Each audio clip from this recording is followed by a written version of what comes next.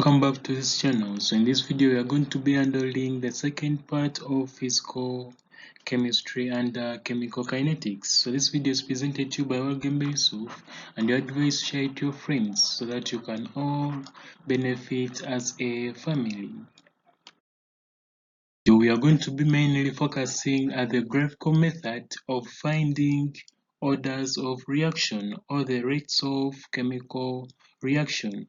Now here when you're starting, we are saying that under the graphical method is going to involve plotting a graph which is going to be of initial rate, and the SI unit is going to be per second because initial rate or rate is got by 1 minute or 1 second divided by the total time taken, which is expressed as 1 divided by T, against the amount or pressure or volume.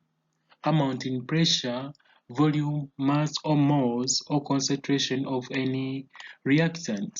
Now you're saying that therefore from the rate being equal to rate constant K times the molar concentration of the reactant raised to its order of reaction, we are going to be looking at the following cases.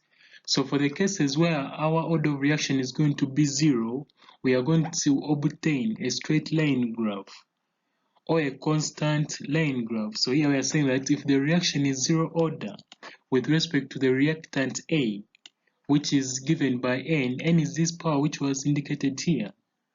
So if N is equal to 0, or if order of the reaction in the rate or in the experimental equation is 0, the above expression reduces that rate is equal to the rate constant. So any rate of a chemical reaction, if order of reaction is 0, is equal to the rate constant.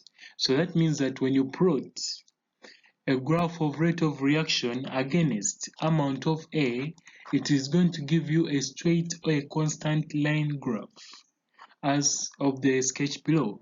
So your y-axis is in terms of rate, and then your x-axis is going to be molar concentration of your reactant.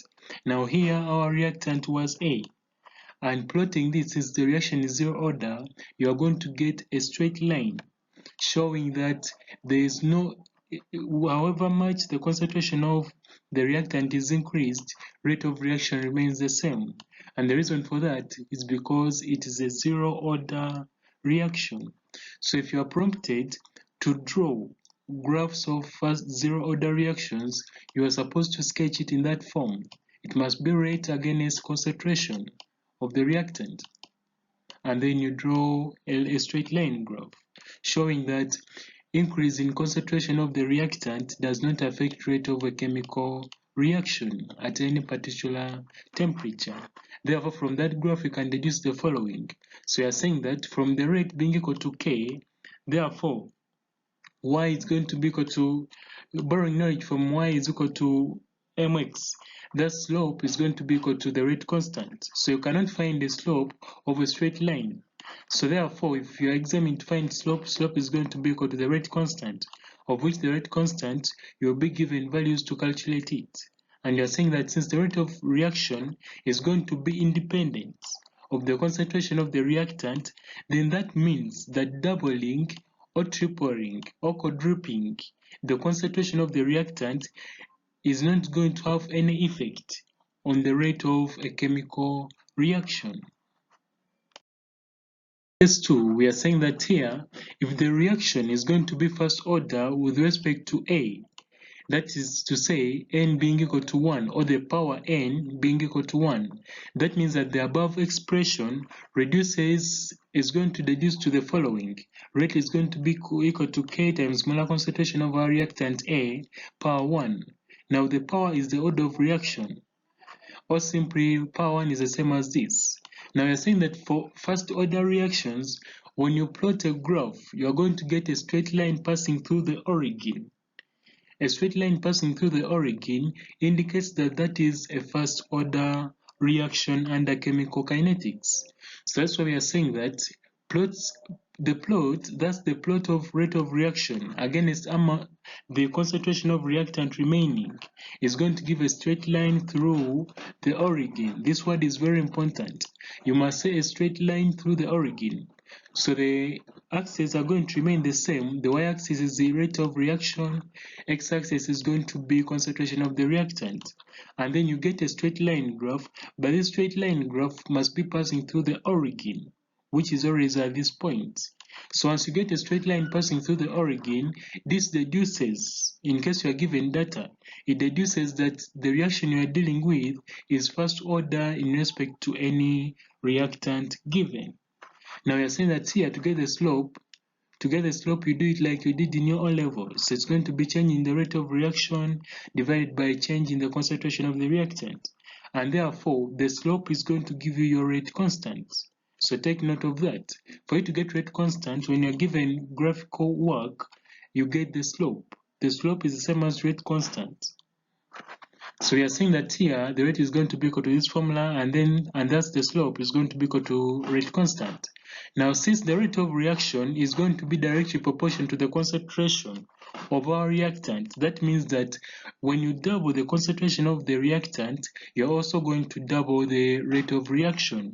And when you triple the concentration of the reactant, you're also the rate of reaction triples. It's like that. It shows a direct proportionality between the concentration of the reactant and the rate of a chemical reaction. Now going to case 3. Here we are saying that if the reaction is going to be second order with respect to reactant A, then that means that your overall power N is going to be equal to 2. So having a power of N in the rate equation shows that you are having a second order reaction in respect to that particular reagent bearing that power.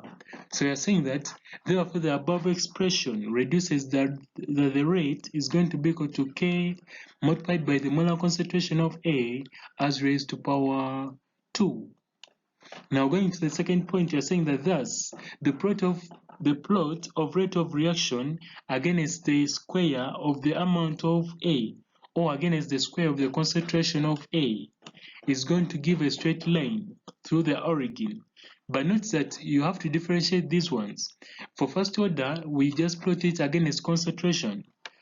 For second order reactions, we plot it against the concentration squared.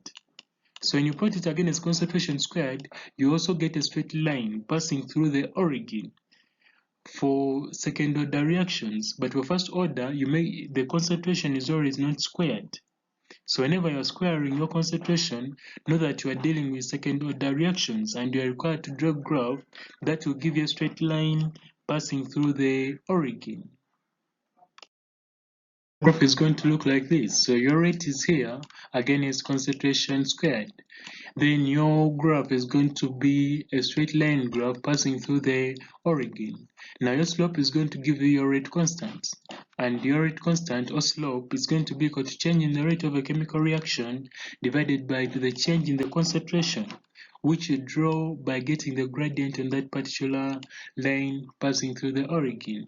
And you do it like you did it in O-level. Now we are saying that here, from the rate being equal to this expression, that is to say y is equal to mx, the slope is going to be equal to the rate constant. In this case, since we are having a direct proportionality between the rate of a chemical reaction and the concentration of the reactant. Now you're saying that since the rate of reaction is directly proportional to the square, this is the square of the concentration. So since the rate of reaction is directly proportional to the square of the concentration of that particular reactant, then doubling the concentration of this reactant is going to quadruple. So if at all the concentration of the reactant is made twice, that means that the rate of reaction is going to be quadrupled, which is going to be for y. That's how you analyze second order reactions. So tripling the concentration of A is going to cause the rate constant or slope to be 9 times the original. Reason being, second order is aimed at squaring. So you get the triple or the 3 and you square it and you get 9. So that's what happens with second order reactions. When you double, it quadruples the rate of reaction, and when you triple, it makes the rate of reaction to increase, or the rate constant, or the slope to increase by 9 times. Now here we made some two important factors, and we say that here, for first order, the half-life is going to be constant each time the initial concentration is reduced to half of its previous value. So half-life remains, so in first order reactions, what you should take here is that half-life is going to remain constant whenever you have the initial concentration. But however, for second order reactions, half-life is going to double each time the initial concentration is halved of its previous value, or to its previous value. So each time you have the initial concentration under second order reactions, half-life is going to double. But for first order reactions, half-life remains constant. Now looking at the half-life method of deducing the order of reaction, we are going to be saying that here, this half-life is going to be the time taken for the concentration of the reactant to reduce to half of its original mass. You can either say original or initial concentration or mass, but here we are dealing in chemical kinetics. So we are going to be using only concentration, not mass. So we are going to simply define it as the time taken for the concentration of our reactant to reduce to half of its original concentration. And we are going to say that it is going to be denoted by T with a subscript of a half. Now here we are saying that the half-life of a given reaction can be determined from the graph of concentration of the reactant against time. And let's look at some of the examples under that. Looking at the graphs of concentration or the amount of reactants against time for both the zero and first order reactions, we are going to be looking at them as the following. Now here, for zero order reactions, if you're having concentration against time, it's going to be a straight line with a negative gradient. If you calculate out the gradient for this curve, you get a negative gradient. So we describe this graph as a graph of a straight line having a negative gradient. Now for first order reactions, concentration against time is going to give you a hyperbolic shape. Now here we are saying that for first order reactions, we can obtain half-lives directly from our graph. That is if at all you are dealing with a first order reaction. Because we say that for first order reactions, the more you have however much you have the previous concentration of the reactant, half-life always remains constant.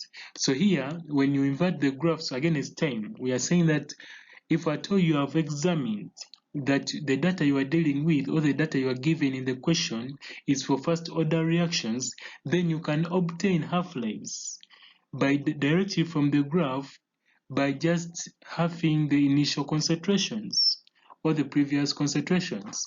So if you look here, the first half-life, if our initial concentration is this, where our graph is beginning from, if you have this, your first half-life is going to be this. And therefore, half-life is going to be, half-life is time taken. So you extrapolate it here, and then you come down to see the time which is present at that moment, and it's going to be your half-life.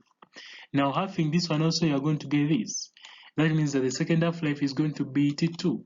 And having this one, you're going to get that, and the third half-life is going to be T3. Now here we are saying that usually when you're asked to describe experiments, especially for first order reactions, you draw such kind of a graph, and then when you're concluding, you say that for first order reactions, half-lives are approximately the same, or someone else can say half-lives are approximately constant.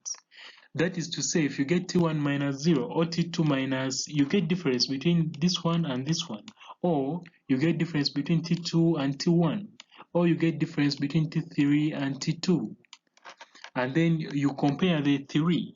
Now when you find that the 3 are almost constant, or any two of them are almost constant, that means that the graph you have drawn is going to be a first order reaction in respect to any reactant given. Now here we are saying that this implies that the half-life is going to be independent of the initial or original concentration of the reactant. which is a characteristic of the first order reactions. You are going to be taking these notes, and then you try to sketch out these graphs and then use the information that was given or the notes that you have taken so far to answer these questions. Now remember, rate constant I say is the same as slope. So the way you calculate for slope is the same way that you are supposed to calculate for rate constant. Always when you're drawing these graphs, make sure that if it's possible, you get the line of best fit. Now if it's not possible, or if you see that data is overscattered, then you are required to draw a hyperbolic shape, just like we have seen for first order reactions. So you pause the video and you write down these 3 questions, and then you try them out and discuss them or take them to your teacher for analysis.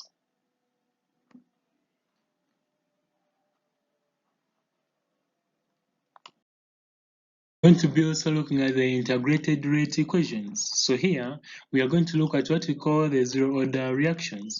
Now when you're having zero order reactions, you're going to say that these are going to be reactions. This is as a definition, because sometimes when they're examining you these concepts, they ask you for definitions. So you're going to be saying that these are going to be reactions which proceed at the same rate regardless of the changes in the concentration of our reactants. So the rate of reaction under zero order reactions, the rate of reaction remains the same, irrespective of the concentrations or the variation in the concentration of your reactants. And therefore, you're saying that consider the following reaction. A is going to be equal to products.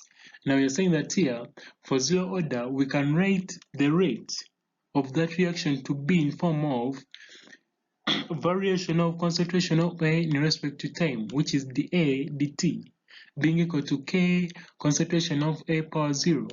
And any number power 0 gives us a 1. So all this one becomes a 1. That's why we end up with the equation star. Now going to that, we are saying that referring to calculus under either mathematics, we are saying that referring to calculus, it can be shown that concentration of A at any particular time is given by negative Kt plus molar concentration of A, which was initially present. So this is the note is to present the initial concentration of A. So to get any concentration of A at any particular time, you get it by negative Kt plus molar concentration of A initially. Now this is knowledge borrowed from calculus. Specifically, you cover this under differential equations in pure mathematics. Now here we are saying that where molar concentration of A at any time t is going to be the amount of A remaining at any time t, just like I've mentioned. And this one is going to be the initial concentration of amount A. Now we are saying that that's the plot of concentration of A against time. It's going to give us a straight line. But this time, just like I described earlier, this time is going to be a straight line, but this straight line is going to be the negative gradient, or what we call a negative slope, which is denoted by negative k. And we are saying that the y-intercept is going to have a y-intercept and a negative gradient. So the y-intercept is this. If you come to the graphs, it's going to be concentration against time. The graph is a straight line, but with a negative gradient, or a negative slope, or a negative rate constant. By this graph, the characteristic for zero directions, their graph has a y-intercept, unlike other graphs, for example, for first order reactions.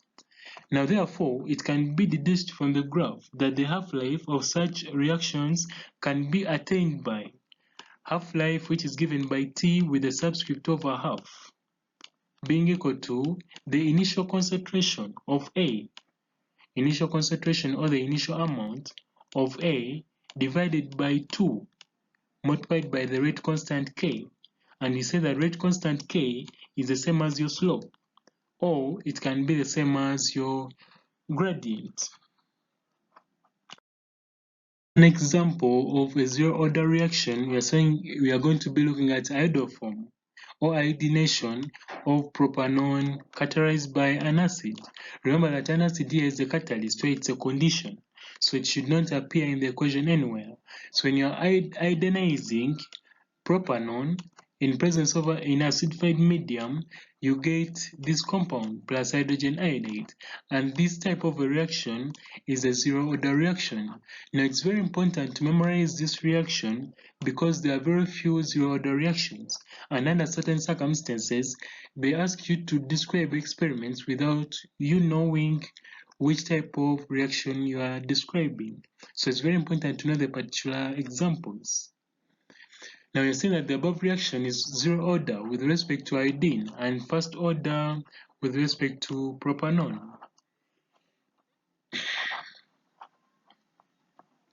Now proceeding, we are saying that we are going to be looking at first order reactions.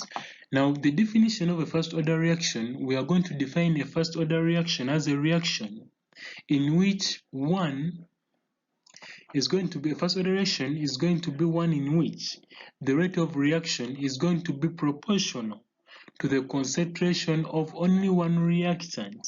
This word is very important, only one reactant which is raised to an appropriate power of 1.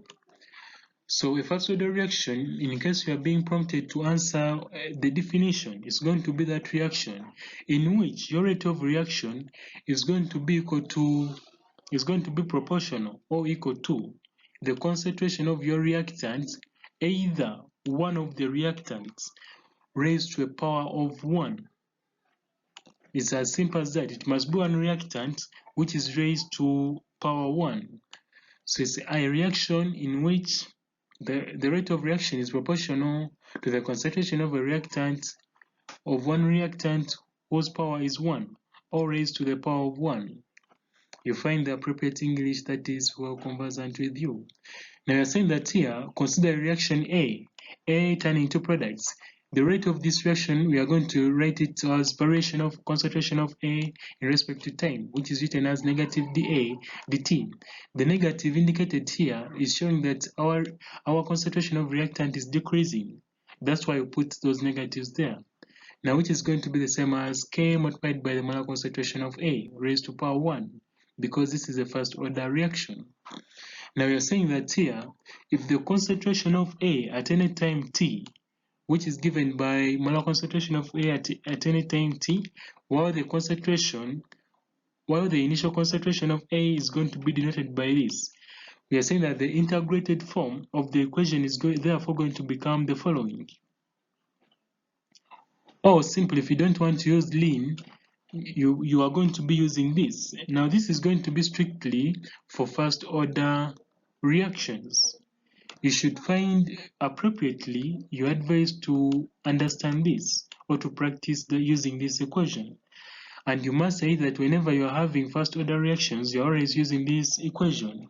Now notice that this equation is the same equation that you used when you're starting your physical chemistry under decay or decay constants or radioactive elements or radioactivity.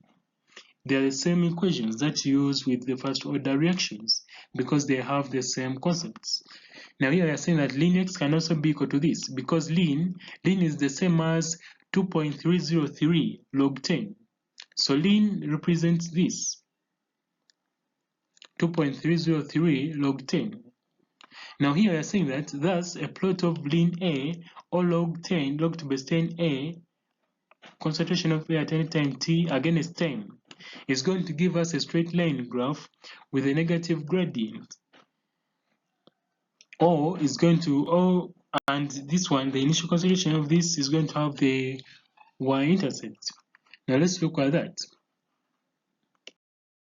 Plotting ln of concentration of your reactant A against time, you're going to have your graph looking like this.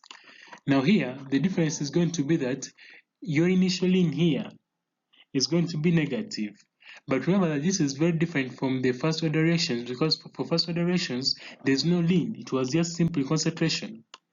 So here, the graph only resembles that of zero order reactions when at all we have ln, and which is very okay. So you are going to say that the graph is going to be a straight line with the y-intercept, which is this ln of the initial concentration of A, and our slope or rate constant to be negative. And this is how you extrapolate out your gradient when you're calculating for it. I told you gradient is the same as the slope, and the slope is the same as rate constant. So this graph is the same as this, but here we use log 10, and whenever you use log 10 here, remember that I told you ln is the same as 2.303 log 10. Now here, when you only use log 10, that means that the slope that you are getting, you must divide it by 2.303, because I told you ln is proportional to 2.303 log 10. Now, if I tell you in your table or in the exam, you're only provided by log 10, that means that you get the slope. After getting your slope, you divide it by 2.303. Now, this negative is not by default. The negative will come when you are calculating for it. This is just showing you that the answer that you must get a negative gradient. But here, when you're using log, you make sure that after getting your slope, you divide it by 2.303. Always remember that. So the graphs are always concentration against time. Now here you're seeing that alternatively, the above expression can be written as this. Now this one is the expression that you are using in radioactivity as you are starting your physical chemistry. Or it can be expressed in this form. There are a lot of expressions for as long as you find one that you are well conversant with, or you find one and you stick to it and then you make enough practice on it. Now here we are seeing that thus plotting a graph of log against time is going to yield a straight line graph with the slope of this. I told you whenever you're having log, a graph of log, you get your slope, and after getting your slope, you divide it by 2.303. Graph is going to be in this form. So log of initial concentration divided by concentration remaining at any time t against time. So your slope is going to be equal to k. But after getting your slope, you divide it by 2.303 because you are dealing with logarithm. Now going to the half-life of the first order reactions, we are saying that under half-life of first order reactions, when you have used any of these formulas, you are going to get your half-life to be equal to ln 2 divided by 2. Or half-life is going to be equal to ln 2, which is the same as 0.693 divided by rate constant, which is given as k. Now here is saying that these were some of the expressions that we are telling you that we are trying to derive you up to this extent. But here what is most important is this one.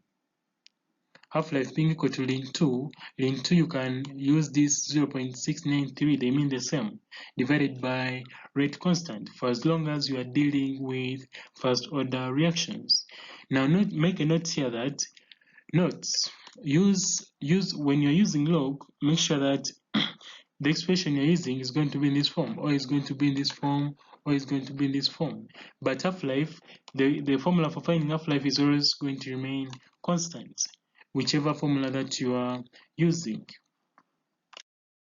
Therefore, the half-life for any first-order reaction is going to be independent of the initial concentration of your reactant. Now, examples of first-order reactions here, we are going to have two, and one of them is going to be radioactive disintegration, and the other one is going to be decomposition of hydrogen peroxide. I told you master examples so that you know which examples you are supposed to give where, especially in paper 2. Or which experiments you are supposed to describe for which kind of reaction. So whenever you're having any kind of radioactive reaction, that is a first order reaction under chemical kinetics. Whenever you see decomposition of hydrogen peroxide, that's going to be a first order reaction. Now here you are being given some 4 tasks, and these 4 tasks are going to examine what you have known. Now the first 3 tasks are to remind you about the work that you covered in Senior 5, the beginning of it, which was radioactivity. So the answers have been provided. Make sure that you try them out, and in case you find any challenge, try as hard as possible to reach out to a teacher, or if at all it has refused, you reach out to me. Now looking at second order reactions, we are saying that these are going to be any second order reaction. The definition of a second order reaction is going to go like, is going to be the reaction in which the rate of the reaction or the rate of any reaction at any given temperature is going to be proportional to the concentration of only one reactant which has been raised to a power of 2. Now you should make these definitions as simple as possible, and whenever you're defining these definitions, make sure that you put an inverted V here, rate of reaction at any given temperature. Whenever you're defining any physical chemistry definition, there must be a condition. So it must be a reaction in which the rate of reaction at any given temperature is going to be proportional to the concentration of only one reactant which has been raised to a power of 2.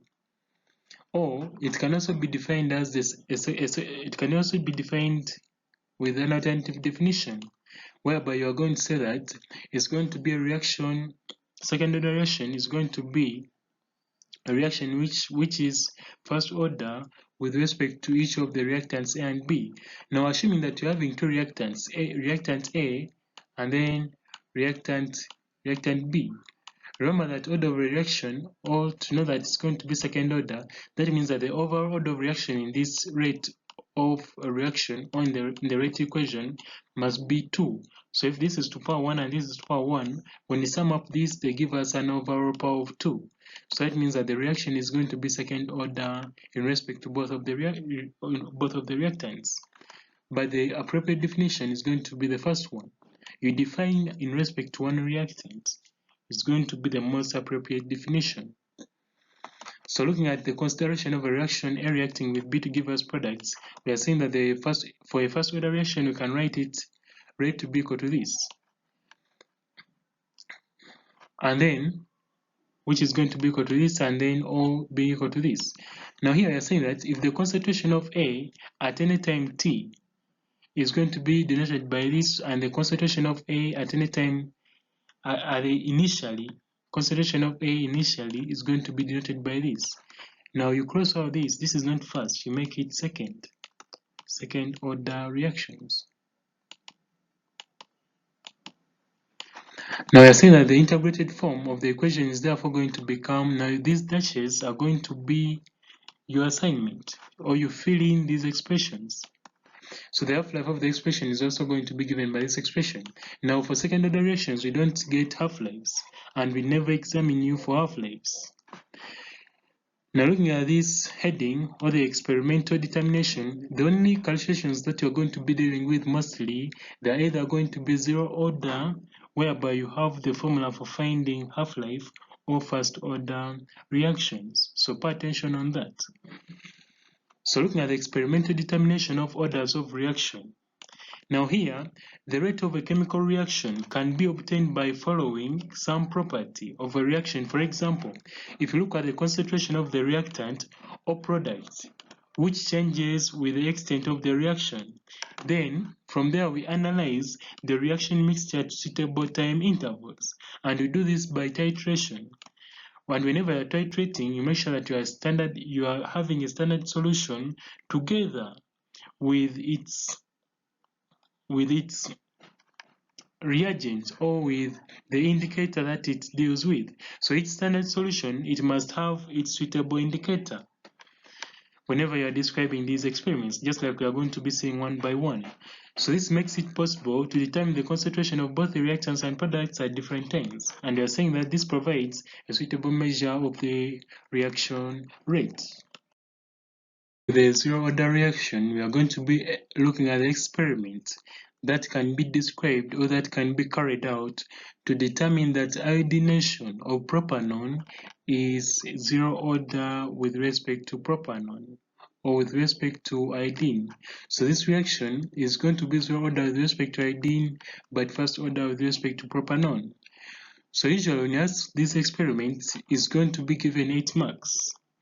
And you are required to give a detailed explanation. And I've told you here, it's done at different time intervals. And then you make sure that your experiment is done at a constant temperature. And the other thing is that each and every standard titrant must have its specific indicator. Now looking at the procedure number 1, we are saying that a known volume of the standard solution of propanone and dilute sulfuric acid. Remember that here sulfuric acid is going to act as a condition of the acid for this reaction to take place, but it does not take part in the reaction. So you get a standard solution of a known volume of propanone and then you mix it with direct sulfuric acid, and you put them in a beaker. After that, you get a known volume of standard solution of iodine, and then you add it to the mixture that you have placed in the beaker. But at the same time, or immediately, or simultaneously, you start your stopwatch, or you start your stop clock, any you use. You either use a stop clock or you use a stopwatch. And then the mixture is shaken, and then you allow it to settle at a constant temperature. The reason why you're allowing it to set at a constant temperature is because we want the reaction to take place fully, and then without any factors that are outside disturbing our experiment, we keep temperature constant. So the mixture is shaken, and then you allow it to settle as you keep temperature constant. Now, after specific time intervals, given volumes of that reaction mixture that is present in that beaker are going to be pipetted off, and they are going to be put in a conical flask containing excess sodium carbonate. Or you can either put it in a conical flask containing excess sodium carbonate, or you can put it in a conical flask containing sodium hydrogen carbonate. And the reason why we do that is to stop. Stopping is the same as quenching. You pick one of the two words, is to stop or quench the reaction that is occurring between propanol and iodine. Because when you're testing the concentration of iodine left at a specific time interval, we have to first stop the reaction. There's no way you can find the concentration of iodine, yet the reaction is still taking place. So we first stop the reaction, and we do that by getting our mixture, pipetting off a certain volume of the reacting mixture in the beaker, and then you put it to a conical flask containing solutions of sodium carbonate or sodium hydrogen carbonate. And this function to stop our reaction. Now here we are saying that the quenched mixture is then analyzed by titrating it with a standard solution. And this standard solution, since we are dealing with iodine, the standard solution for anything involving iodine is always standard sodium thiosulphate. And whenever you are using a standard solution of sodium thiosulphate, you always use starch indicator. Now from this, the volume of sodium thiosulphate required to reach the end point is going to be noted, and is going to be proportional to the concentration of iodine that is going to be present at that specific time interval. Now we are going to be repeating this procedure that we have just described above at varying time intervals, because we need to draw a graph of concentration against time.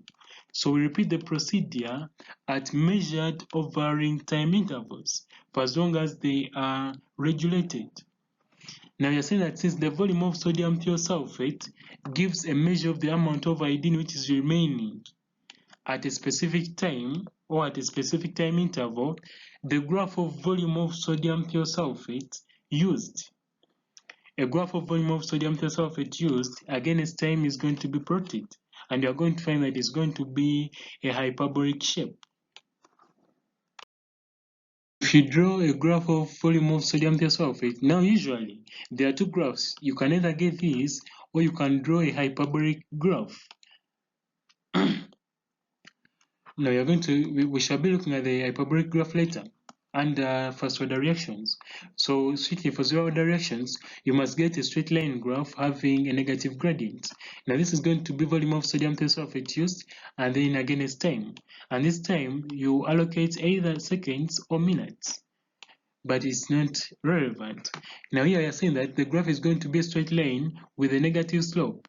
Now remember that whenever you're describing an experiment, you have to state all the characteristics. Now for zero order reactions, we say that it's always a straight line, first of all with a negative slope, but also it has the y-intercept. So you say that it's going to be a straight line, since it's a straight line graph with a y-intercept and with a negative gradient, the reaction is going to be zero order in respect to iodine, as concluded. Or here you can conclude that a graph of rate of reaction against concentration of sodium thiosulphate is plotted. From the graph, order of reaction is going to be, with respect to iodine, is going to be 0. Now here you are given a task to put that experiment in practice. And these are the number of questions that reflect up in your paper 2. So you pause the video and then you write the question down. And then later you try it out. And then you discuss it with your friends or you take it to your teacher for analysis. Now, if at all you haven't yet covered this with your teacher but you are learning ahead, you make sure that you reach me out for proper guidance.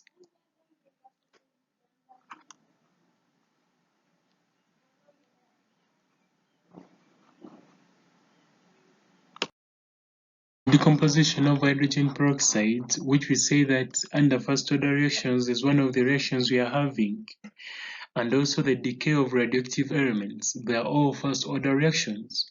So describing an experiment to show that a specific reaction is a first order reaction, we are going to be following the following steps or the procedures. So first of all, here iron or any component or any compound of iron 3 is going to be the catalyst in alkaline medium. And then you're going to be decomposing hydrogen peroxide. Whenever you're decomposing hydrogen peroxide, you get water and oxygen, as you are taught right from your O level. Now looking at the procedure, we are seeing that here a known volume of a standard solution of hydrogen peroxide is going to be placed in a beaker, and then you follow it with or by a known volume of the standard solution of sodium hydroxide. Now this is a medium in which a reaction is going to be taking place. And you are seeing that a known volume of a catalyst, and this catalyst is going to be ethyl chloride, and it's going to be added, and the stop clock is going to be started simultaneously. The moment you add the catalyst is the time immediately or simultaneously. You have to start the stop clock or the stopwatch at that moment. And then you shake the mixture and then you allow it to stand at a constant temperature or at room temperature. Now we are saying that here a known volume of the reaction mixture is going to be pipetted after a specific time interval and then added to a conical flask. But this time round, our conical flask is going to contain excess dilute sulfuric acid. Now, unlike zero-order reactions, here we use excess dilute sulfuric acid in first-order reactions. And we do this to stop the reaction, because for us to titrate, the reaction must be stopped first or quenched first. And you're saying that the reason why you're adding our reaction mixture, which is present at, which we have pipetted at a specific time interval to dilute sulfuric acid, is to prevent further decomposition of hydrogen peroxide. Now looking at this more, we are saying that these samples are then titrated, and they are going to be titrated with a standard solution. After stopping or quenching the mixture, you titrate it with a standard solution of potassium permanganate from the burette. And when you do so, potassium permanganate must be acidified, and this is the redox reactions. We taught you how to balance this reaction under redox equations. So you make sure that you practice them and you go ready in case you're having any exam. So having hydrogen peroxide reacting with manganese is a redox reaction reducing manganese to manganese 2 ions and also involving oxygen and water. Now here we are saying that the concentration of hydrogen peroxide at any given time interval is going to be calculated by backward calculations. The concentration of hydrogen peroxide at any given interval is calculated or is attained or is obtained by backward calculation. After that, a graph of concentration of hydrogen peroxide used against time is going to be plotted. And we are saying that here, from the graph, the half-lives, you get a hyperbolic graphs. Now this is the first order reactions are the ones that give us hyperbolic graphs. When you get the initial concentration and you have it, you are going to find your first half-life, which is going to be T1, just like we sketched in the previous sketches.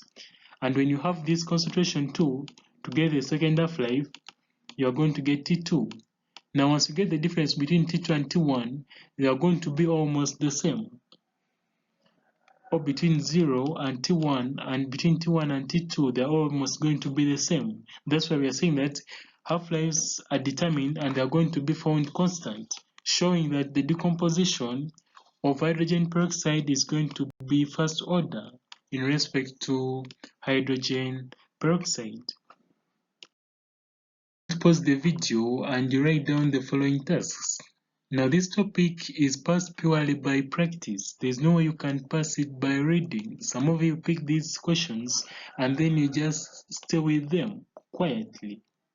You pick the questions and then you practice them out. If you feel like they'll be so bulky for you, you get a friend and you try them out together.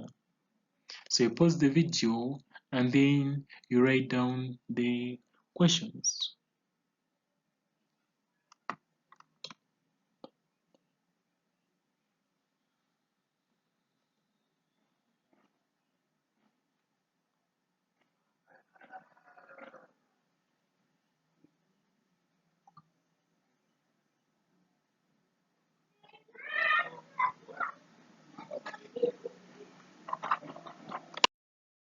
Now the experiment number 3, which is going to also be an experiment to indicate first order reactions. Now I told you first order and zero order reactions are going to be the most commonly asked reactions in your level because they are the ones that have formulas for doing calculations. So that means that they have higher chances of appearing almost every time in your paper 2 of chemistry. Now, so we are looking at the first order, but this time we are going to be looking at the reaction between sodium thiosulphate and hydrochloric acid. And you are going to be verifying whether it's a first order reaction in respect to sodium thiosulphate. So whenever you're having sodium thiosulphate and then you react it with HCl, you are going to form a yellow precipitate, of which is going to be for sulfur, and then a colorless gas which is going to be for sulfur dioxide, and then water. So looking at the procedure, we are going to be saying that a known volume, which is going to be V centimeters cubed, of a standard solution of sodium thiosulphate is going to be placed in a beaker or a conical flask. Now each beaker or conical flask is going to be placed on a white piece of paper, but this white piece of paper must be having a cross, a thick cross or a thick dot on it. And they are saying that a known volume of a standard solution of hydrochloric acid is therefore going to be added, and at the same time the stop clock is going to be started. Immediately you add the standard solution of hydrochloric acid, you start the stop clock, or you start the stopwatch at the same time. And then the mixture is going to be swilled. Swilled is the same as shaking. The mixture is shaken or swilled and then placed back on the paper that is having a cross or a dot. So we are going to the time taken, we are going to note down the time taken for the yellow precipitate to obstruct the cross or dot that is present on the paper. So this step is about that. The time taken when the yellow precipitate of sulfur blocks or obstructs the cross or dot from the paper is going to be noted. And we are saying that here, the procedures are going to be repeated, but this time around, we are going to be repeating them, varying the volumes of the standard solution of sodium thiosulphate we are using, and each time making the total volume of the solution to be the same as the initial, which was V centimeters cubed, as before adding our water, while keeping the acid or the concentration of the acid constant. So drawing a graph of reciprocal of time against the concentration of sodium thiosulphate is therefore going to be plotted. And then you are going to obtain a straight line graph which passes through the origin. And when you obtain this, remember that we say that whenever you're obtaining a straight line graph passing through the origin, in case you're having a graph of reciprocal of time or rate against concentration, it's always going to be first order reactions. Remember that I told you for second order reaction, concentration has to be squared. Now in this case, concentration is not squared. So it's a straight line passing through the origin without the concentration being squared. So that verifies that our reaction is going to be first order with respect to the thiosulfate ion. That is to say, it's a first order reaction. Rate of a reaction is denoted by 1 divided by 10, which is the SIs are going to be second per second. the x-axis is going to be in terms of concentration of thiosulphate, which is going to be in moles per decimeters cubed. And then this is going to be your slope. And then the graph must be passing through the origin. So this edge must be very sharp. Now you pause the video and then you write down this question as your practice question. Like I told you, you pass this branch mainly through practicing as many questions as possible. When I was presenting these notes, I made sure that each and everything after I teach it, you do a practice question so that you can master the concept properly. So you pause down the video and you write out any concerns you're having in the comment section in case you're having any trouble interpreting the data that has been presented in this video.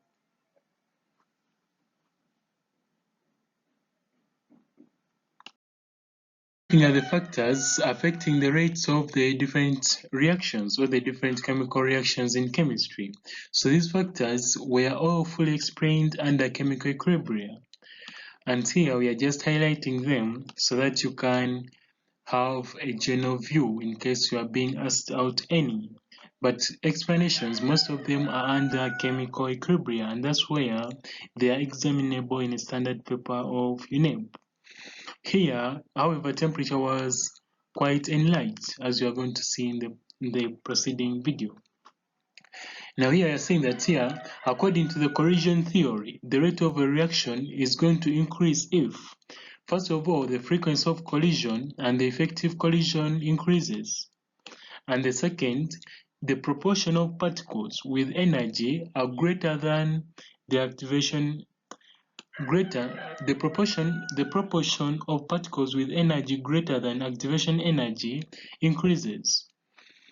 So activation energy must be relatively lower so that the rate of reaction can quicken up easily. Now I say that the following factors are going to affect the different chemical reactions that are present in the laboratory or at the industrial level. So the major one, which is always everywhere, is temperature. Then the other one is going to be concentration of the reactants. We also look at surface area of the reactants. We look at presence of a catalyst. And then pressure for the reactions that are involving gases. And then we also look at light for photochemical reactions.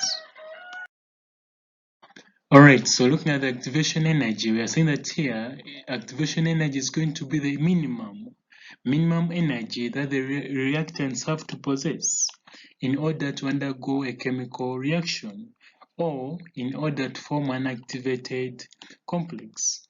You looked at that when you are handling thermochemistry, also in chemical equilibrium. Now let's look at the effect of temperature on the rate of any chemical reaction. Now here we are saying that when the reactant particles are heated, their kinetic energy always increases.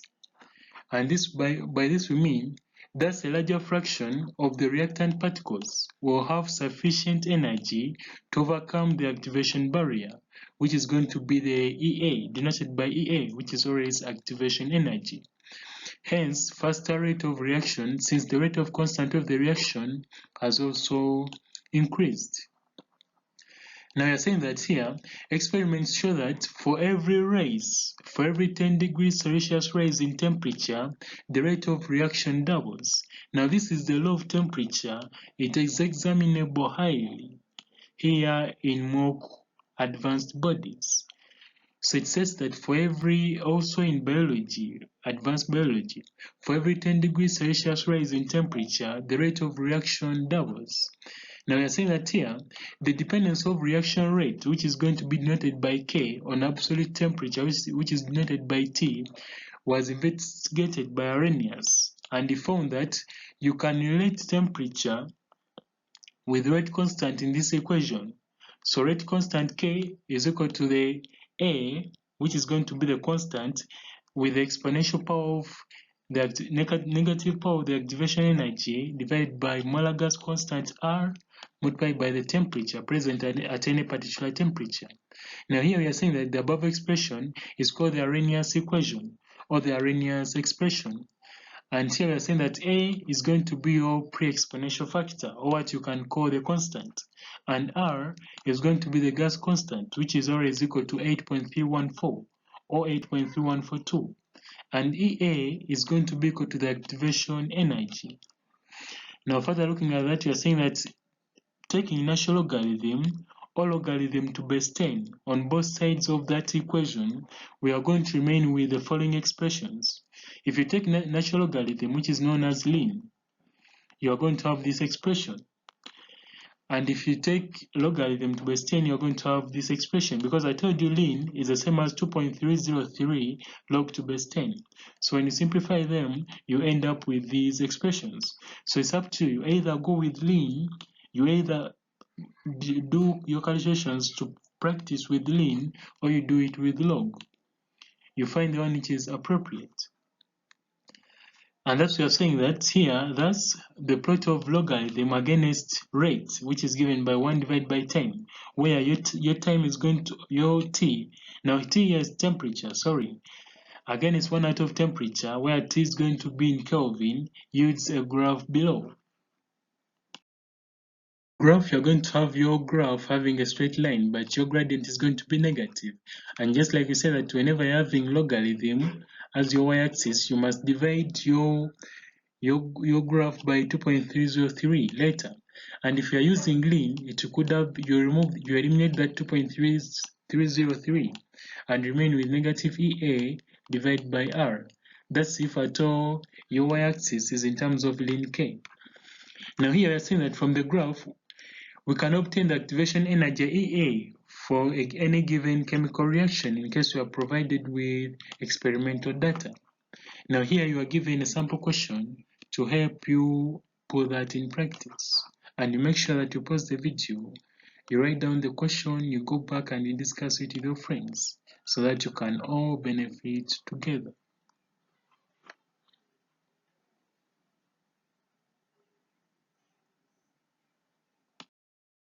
The end of this video, and that brings us to the end of chemical kinetics as a whole.